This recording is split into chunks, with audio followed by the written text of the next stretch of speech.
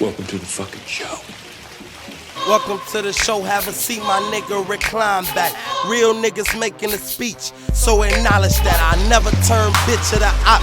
And I can promise that this 4 nickel tucked on my hip, that bitch Obama black. See a target, lock onto it, then demolish that. My shooters got. Alright, man, so I mean, you guys got any other questions for Arrogant, man? Because I know this brother here, man. I want to thank this man for this. Oh, yeah. This project. For the mug?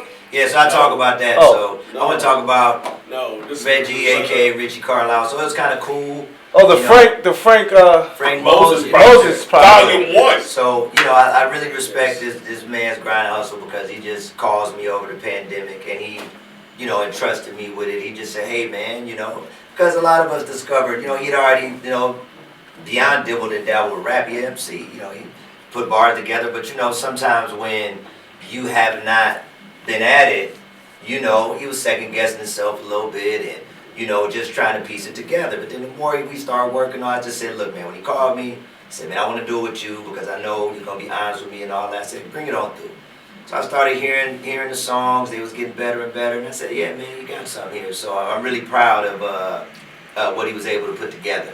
And that he's not only got back in the groove of, being an MC, he's learning. He calls me.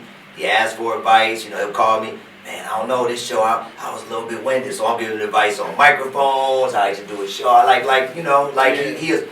like Reggie because, and even me, I would never not be a student. He's a student of the game.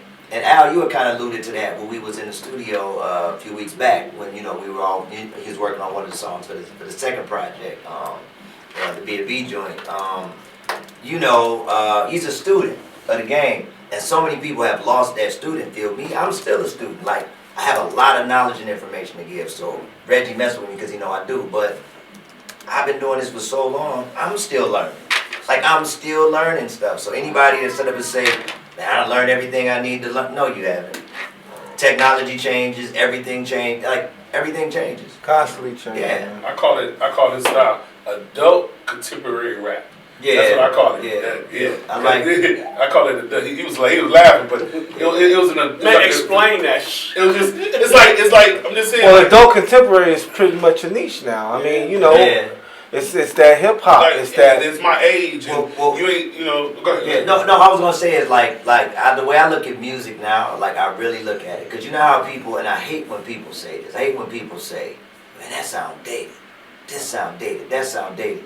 No, we have styles of music at this point. There is no, in my opinion, there is no dating. There is good and bad music. Now watch this. Some of it ages well, some of it doesn't. Yep. I've gone back and listened to some stuff and I'm like, that didn't age too well. Why did I like this? But then there's some stuff I go back and listen to and I'm like, that aged very well. And that's how I even critique myself. Like, I critique myself. Like, when I'm going to my vaults, I got a few. I'm like, that didn't age that well. I'm glad I didn't put that out. But the stuff that I put out, that I actually put out in the atmosphere, people listen to, I'm like, oh, this aged very well. You see, rap is hip hop. The one thing that pissed me off about it is they make it like once you reach a certain age, it's over. Right. Like every other genre of music, you can do the shit for your whole life. Yeah. But they make it like rap, hip hop, just a young man's game. And it's not totally. It is over. Nah. But that's what people feel. They're like, you 40 years old and making music? Well, if you was a country artist or R&B artist, you could sing when you're 80 years old. Yeah. And one of our legends put it best. Big Daddy Kane was like, it's and that's one of my boys. Like, for a minute I thought I was Kane. I ain't gonna lie, but I love Kane. Everybody thought it was Kane, but Kane, and I took a lot of pieces from him, man. 'Cause he's just a full package to me. But Kane said something really good. He said, you know what saddens me about this as quote unquote an old school artist, which I don't even mind that tag because I am. He said, R&B does not shame you for still doing music.